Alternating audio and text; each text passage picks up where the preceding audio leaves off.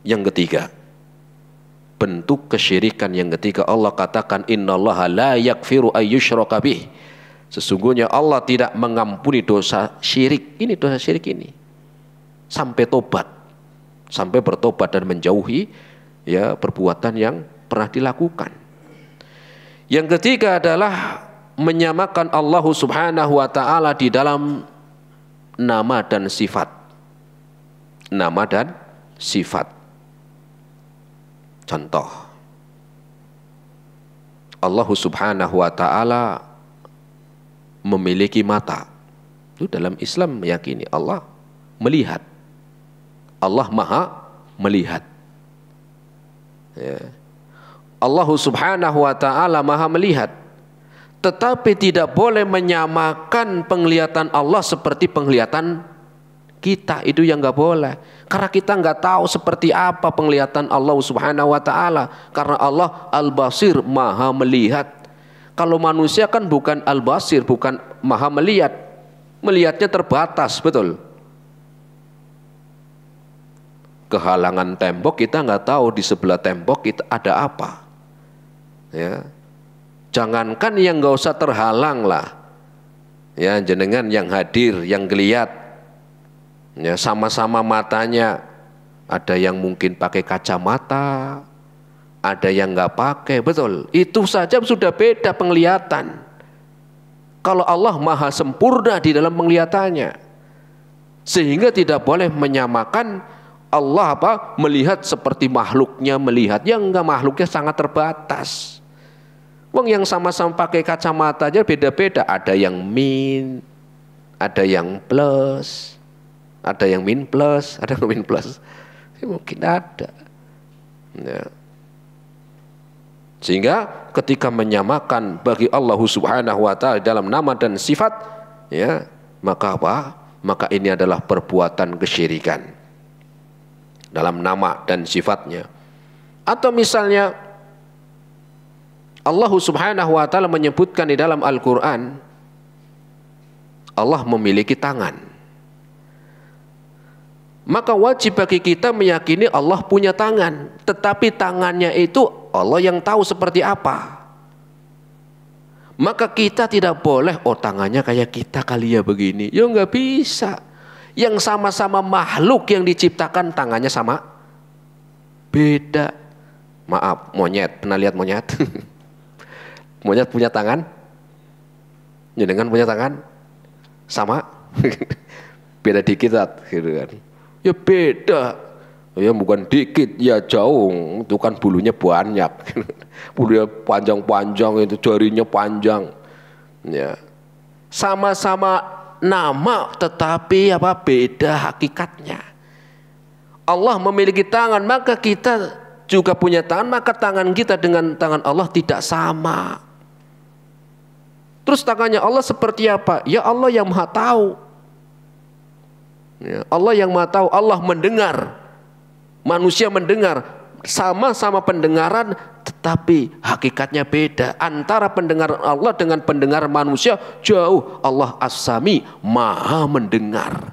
Kalau manusia sangat kurang mendengar, jauh. Sehingga ketika mengatakan Allah pendengarannya seperti ini, pendengarannya seperti hulan mendengarkan, maka inilah menyekutukan Allah dengan selain Allah, dengan makhluknya, menyamakan Allah dengan makhluknya di dalam sifat dan namanya. Ini perbuatan kesyirikan. Ya.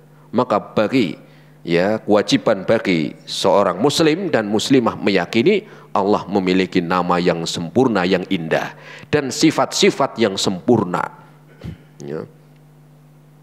Nama dan sifat yang sempurna, tidak sama dengan makhluknya. Allah memiliki kursi. Makanya ada ayat kursi. Apakah kursinya Allah itu sama kursinya antum yang di rumah? Ya jauh, walaupun sama-sama kursi. Jangankan yang sama dengan kursi Allah, yang sama-sama di dunia. Ya, dengan punya kursi di rumah, punya. Kira-kira sama nggak kursinya dengan yang di Istana Negara? Beda lah, masa di Istana Negara ya lebih besar, lebih mahal mungkin harganya, kan begitu. Itu yang sama-sama kursi. Maka apalagi Allah memiliki kursi, wasi'a kursiyuhus samawati wal ard. Kita nggak nyampe, kita sudah meyakini Allah memiliki nama-nama dan sifat yang sempurna. Walaupun namanya sama, tapi hakikatnya berbeda. Ketika menyamakan dengan makhluknya, baik penglihatannya, pendengarannya, tangannya, atau sifatnya, ya, maka apa? Maka ini adalah perbuatan kesyirikan. Ya. Naam. Dan Allah Subhanahu wa taala sebutkan di dalam Al-Qur'an, laisa kamitslihi syai'un wa huwas samiul basir. Dan Allah tidak sama dengan apapun. Allah Maha melihat, Allah Maha mendengar, dan Allah Maha melihat. Allah Maha mendengar dan Allah Maha melihat. Ya. Kalau manusia mendengar tapi enggak maha, ya, terbatas, sehingga tidak boleh bagi seorang berbuat kesyirikan di dalam nama dan sifatnya. Itu tentang pembagian kesyirikan, jamaah.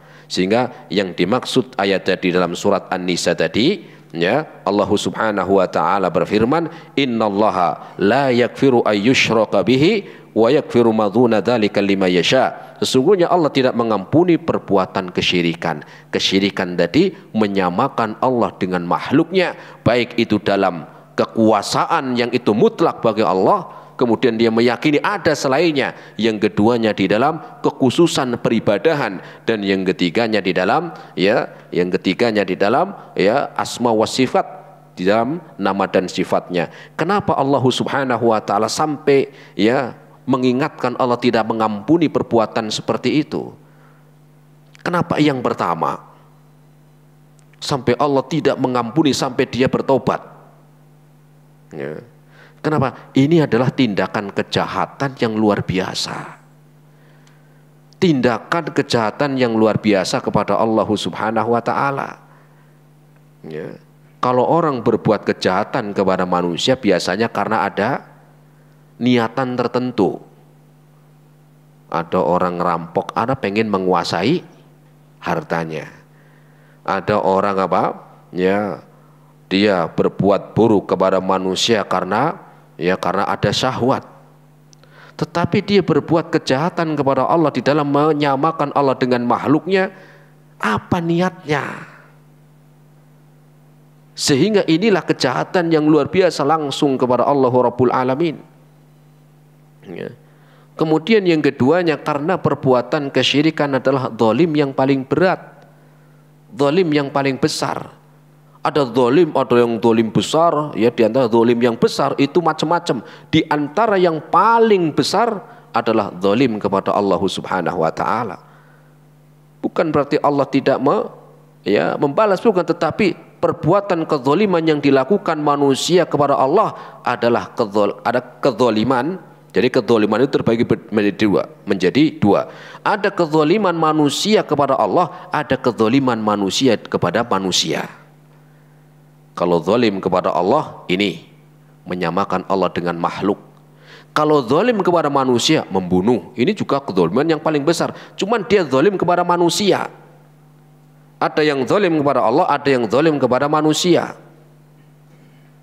Zalim kepada manusia, ngerampok, membunuh, ya, melukai, ya, atau menjatuhkan kehormatannya, nama baiknya, itu zalim. Adapun zalim kepada Allah adalah dia menyamakan, menyamakan Allah dengan makhluknya. Ini adalah zalim yang paling besar, zalim yang paling besar kepada Allah. Ada zalim kepada Allah juga tingkatan-tingkatan. Ada tingkatannya maksiat, ya, ada tingkatan zalim kepada Allah macam-macam. Orang nggak sholat zalim kepada Allah, orang nggak mau melaksanakan perintahnya zalim. Ada yang dia menyekutukan Allah dengan yang lain. Ini adalah zalim kepada Allah yang paling besar. Makanya Allah sebutkan dalam Al-Quran surat Luqman ayat yang ke-13. Allah berfirman mengkisahkan tentang Luqman ketika menasihati anaknya, ya bunayya, wahai anakku, la tusyrik billah, Langsung larangan, la tusyrik billah, jangan engkau menyekutukanku. Jangan menyekutukan Allah Subhanahu wa taala. Jangan engkau berbuat syirik kepada Allah Subhanahu wa taala. Kenapa? Kenapa di sana tidak disebutkan ya bunayya salat, ya bunayya puasa yang rajin, ya bunayya baca Quran? Kenapa langsung larangan bukan perintah? Inna syirka la dzulmun azim. Karena kesyirikan adalah dosa yang paling besar, dan orang yang melakukan ibadah ketika dia tidak meninggalkan perbuatan kesyirikannya, bisa amalannya itu sirna, nggak dapat pahala. Sehingga Luqman menasihati anaknya, la tusyrik billah, jangan engkau berbuat kesyirikan. Langsung larangan. Kenapa? Inna syirka la dzulmun azim. Sesungguhnya perbuatan kesyirikan adalah dosa yang paling besar. Kemudian yang ketiga, kenapa Allah Subhanahu wa taala menyebutkan dalam surat An-Nisa, innallaha la yaghfiru ayyushraka bih. Karena manusia itu Allah ciptakan itu apa? Allah ciptakan memiliki keutamaan, keunggulan dari makhluk-makhluk yang lain. Ketika Allah ciptakan manusia itu memiliki keutamaan. Allah ciptakan manusia itu memiliki akal. Allah ciptakan manusia itu memiliki hati. Allah ciptakan manusia enggak sampai di sana. Allah kirim seorang rasul. Allah turunkan Al-Quran. Kemudian meyakini ada selain Allah yang menciptakan. Ini kan kebangetan.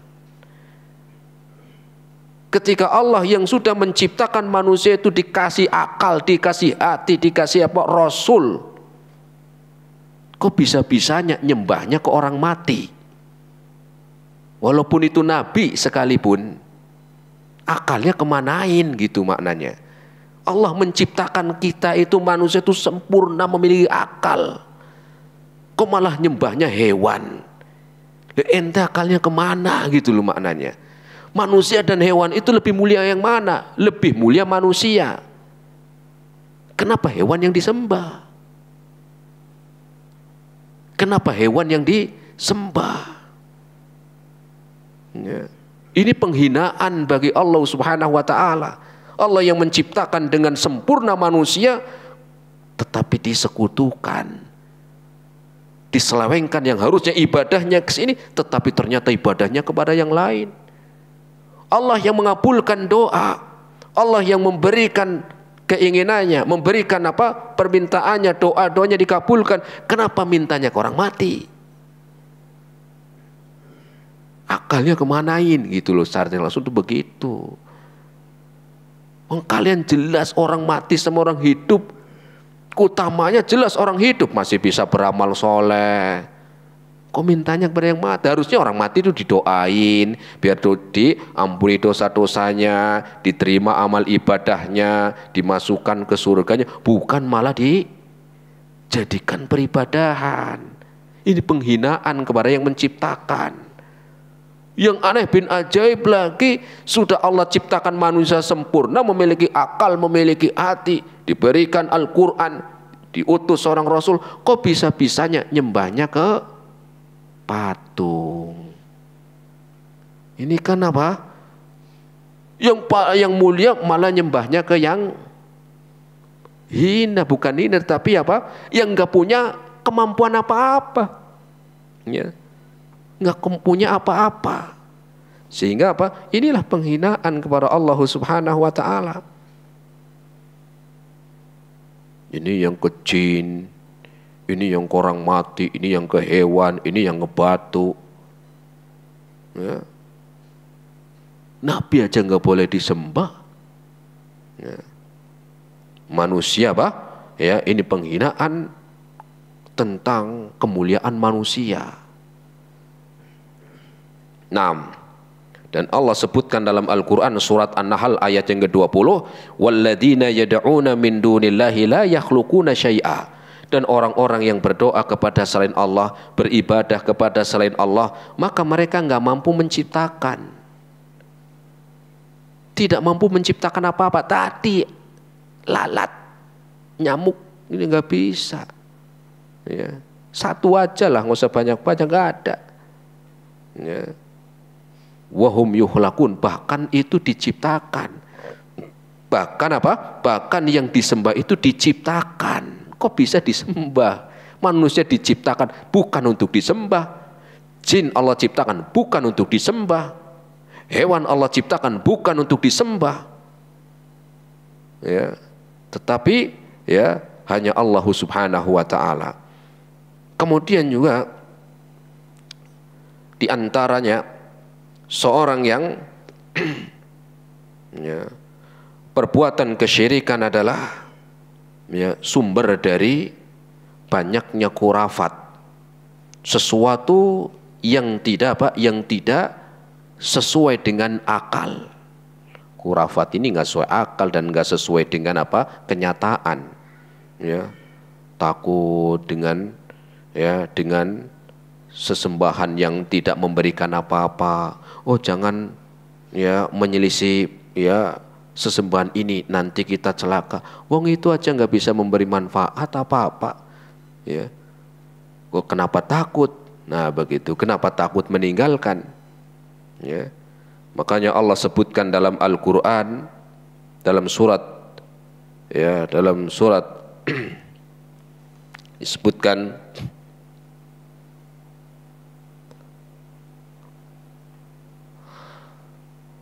ini tidak disebutkan dalam ayatnya, ya'buduna min dunillahi ma la yadurruhum wa la yanfa'uhum, dan mereka beribadah kepada selain Allah Subhanahu wa taala, ma la yadurruhum wa la yanfa'uhum, mereka tidak mampu memberikan mudarat ya, dan tidak mampu untuk memberikan manfaat ya, tidak mampu memberikan mudarat dan tidak mampu memberikan manfaat. Kenapa dijadikan sembahan? Maka nanti pada hari kiamat mereka pun akan mengingkari ya, yang dulu disembah di dunia, baik manusia yang sudah meninggal, baik nabi yang sudah meninggal dunia, mereka akan mengingkari ya. Mereka mengatakan, ya Allah bukan salah saya, mereka aja, kenapa saya dijadikan sembahan, saya nggak pernah ngajarin. Begitu ya. Yang batu disembah, ya Allah kenapa mereka itu nyembah saya batu kok disembah, mereka punya akal kok, begitu. Apalagi jin. Kemudian juga di antara mudarat, perbuatan kesyirikan ya, bisa menjadikan seorang itu ya kekal di neraka. Naudzubillah ya. Ya semoga Allah melindungi kita semuanya dari perbuatan kesyirikan jamaah. Dan ini Allah sebutkan dalam Al-Quran surat Al-Ma'idah ayat yang ke-72. Innahu man yusyrik billahi faqad harramallahu alaihil jannata.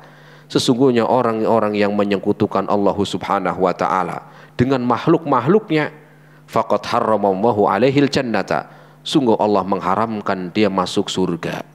Allah mengharamkan masuk surga, terus masuknya kemana? Ya nggak ada lagi kecuali neraka, cuma dua ya. Wa ma'wahun nar, dan tempat kembalinya adalah neraka ya. Dan juga perbuatan kesyirikan bisa menjadikan amalannya itu seperti debu yang hilang, nggak dapat apa-apa. Dan ini Allah sebutkan dalam Al-Quran surat Az-Zumar ayat yang ke-65. La in asyrakta la yahbatanna amaluka, dan jika engkau menyekutukan Allah Subhanahu wa taala ya, maka amal kalian wala takunanna minal khasirin, la yahbatanna amaluka, maka amalmu akan hilang, amalmu akan gugur, wala takunanna minal khasirin, dan engkau menjadi orang yang rugi. Dikiranya dapat untung, dikiranya dapat pahala gara-gara berbuat kesyirikan ya, perbuatan kesyirikan kepada Allah Subhanahu wa taala, sehingga amalannya tidak mendapatkan apa-apa. Maka kita berdoa kepada Allah Subhanahu wa taala, semoga Allah menyelamatkan kita semuanya, dan semoga Allah Subhanahu wa taala menjauhkan kita dari perbuatan yang menjadikan kerugian di dunia dan di akhirat. Ini yang kita sampaikan, semoga bermanfaat ya di dalam ya penjelasan tentang ya khawatir atau berlindung dari perbuatan kesyirikan yang tadi disebutkan dalam surat An-Nisa ayat yang ke-48. Terima kasih atas segala perhatiannya. Wassallallahu ala nabiyyina Muhammad wa ala alihi wa ashabihi wa sallama tasliman katsira. Silakan kalau ada yang mau bertanya yang mungkin bisa dijawab. Assalamualaikum. Waalaikumsalam warahmatullahi. Ustadz mau nanya, kalau kesyirikan kan tidak boleh. Nah, tapi kenapa kalau kita mintanya sama yang begitu-begitu lebih cepat dijabah daripada kita mintanya sama Allah? Itu bagaimana Ustadz? Cukup? Cukup. Kenapa sering kali ketika minta kepada tadi misalnya orang mati atau mungkin benda-benda tertentu atau makhluk-makhluk lah tadi, makhluk selain yang dia jadikan tandingan bagi Allah Subhanahu wa taala seringkali cepat terkabul lah begitu. Maka jawabannya jamaah rahimani Allah wa iyyakum jami'an adalah bukan ukurannya itu terkabul atau tidaknya, tetapi ukurannya adalah caranya. Tapi dikabulkan Ustadz, dikabulkan itu bukan berarti sebagai ukuran kebenaran, bukan berarti sebagai kebenaran, tetapi ukurannya itu adalah caranya. Mungkin ketika dikabulkan itu bisa jadi sebagai agar dia terus-menerus dalam kesesatan. Seperti ada orang yang pernah cerita, ini orang sesat jamaah, ya dicerita. Dulu dia karena meyakini ada nabi lagi setelah Nabi Muhammad, dia pernah cerita. Tapi saya sholat di sana lebih khusyuk daripada sholat sebelum saya meyakini Nabi ini, ya ada Nabi lagi setelah Nabi Muhammad. Saya sholat di sana lebih khusyuk. Ukurannya bukan khusyuknya, keyakinannya itu sudah nggak benar. Karena setan bermain di situ.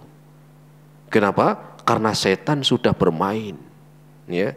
Sehingga seakan-akan perbuatan yang tidak benar dihiasi dengan kebenaran. Tapi saya dikabulkan, pada saat cuma mintanya kepada jin, misalnya begitu. Maka ukurannya bukan dikabulkan atau dapatnya, caranya. Keduanya, yang dapatnya dengan cara yang salah, itu nggak bakalan mendapatkan keberkahan. Nggak lama, ya nggak lama, ya nggak lama. Kenapa? Karena itu yang diminta tadi selain Allah di dalam berdoa, ya tidak memiliki kekuatan yang sempurna. Tidak memiliki kekuatan yang sempurna, ya. Adapun Allah Subhanahu wa taala maha sempurna, ya.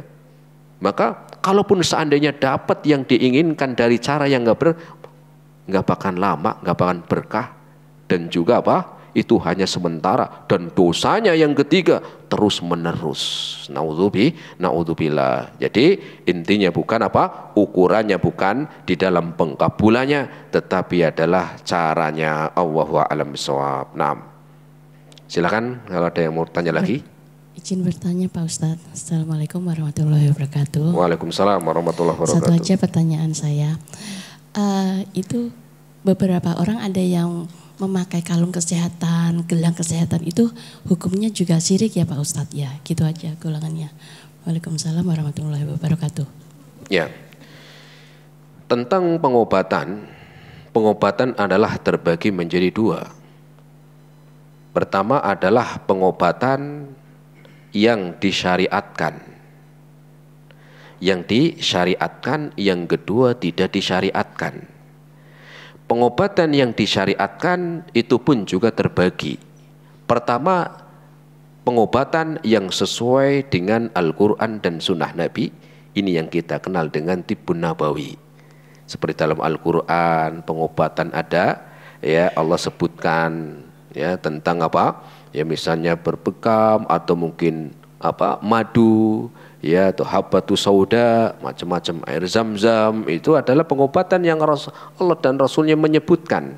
Kemudian yang keduanya, pengobatan yang diboleh adalah yang sudah secara penelitian baik medis ataupun yang sejenisnya lewat orang-orang yang ahlinya, maka keluarlah obat-obat sekarang ini, obat mencret ini, obat masuk angin ini. Itu kan sudah mulai sudah melalui penelitian yang mereka ahlinya, maka ini dibolehkan. Nah tinggal tadi urusan tadi kalung tadi masuknya yang mana? udah ada penelitian atau cuma sekedar keyakinan. Ya. Maka ketika ini tidak ada, baik yang pertama, baik yang keduanya, cuman yakin doang. Ya, yakin, maka perlu dipertanyakan. Ya. Oh, ini sebagai penolak bala tat. Nah, kan dari mana begitu? Yang menolak bala bukan jimat ini, tetapi siapa? Allah Subhanahu wa taala. Ya. Apalagi pengobatan, walaupun tadi yang sudah lewat penelitian ataupun yang lewat pengobatan yang terus disebutkan dalam Al-Qur'an dan Sunnah, itu itu pun semuanya atas kehendak Allah Subhanahu wa taala, bukan dari obatnya itu yang menyembuhkan. Ya, banyak orang minum sakit, minum madu, ada yang sembuh, ada yang nggak sembuh. Tetapi Allah perintahkan untuk berobat. Rasul mengatakan tadawau, berobatlah kalian wala tadawau bil haram, dan janganlah kalian berobat dengan yang diharamkan. Ya. Nah itu, maka kita tinggal memilih yang mana pengobatan. Ya, kalau itu sebagai pengobatan, maka yang pertama ada pengobatan yang disebutkan dalam Al-Quran dan Sunnah Nabi, ada pengobatan yang sudah secara melalui penelitian dan ada sudah jelas mereka ahlinya, ya. Tetapi ini enggak jelas, ya. Cuman katanya, ya, kayak dulu pernah ada, ya, orang yang sakit dipakainya batu, kan begitu, dicelupin, sakit apa, mencret, batunya dicelup. Lanjut, sakit apa? Pusing, celupin batunya, lanjut. Yang ngantri giliran dia sakit ke rumah sakit. Kenapa enggak batunya sendiri celupin dia minum, kan begitu. Ya. Jadi maka ya pengobatan pun telah diatur di dalam Islam, sehingga ya ketika kita ya tidak jelas ini dari mana atau hanya cuman keyakinan yang tidak jelas, maka ingat ya, maka apalagi datangnya dari sesuatu yang menyimpang, ya, maka untuk kita menghindari. Allahu a'lam. Nah, itu yang bisa kita sampaikan. Semoga bermanfaat pada pertemuan sore hari ini. Terima kasih atas segala perhatiannya. Mohon maaf atas segala kekurangannya. Kita akhiri subhanakallahumma bihamdika asyhadu an la ilaha illa anta astaghfiruka wa atubu ilaik. Assalamualaikum warahmatullahi wabarakatuh.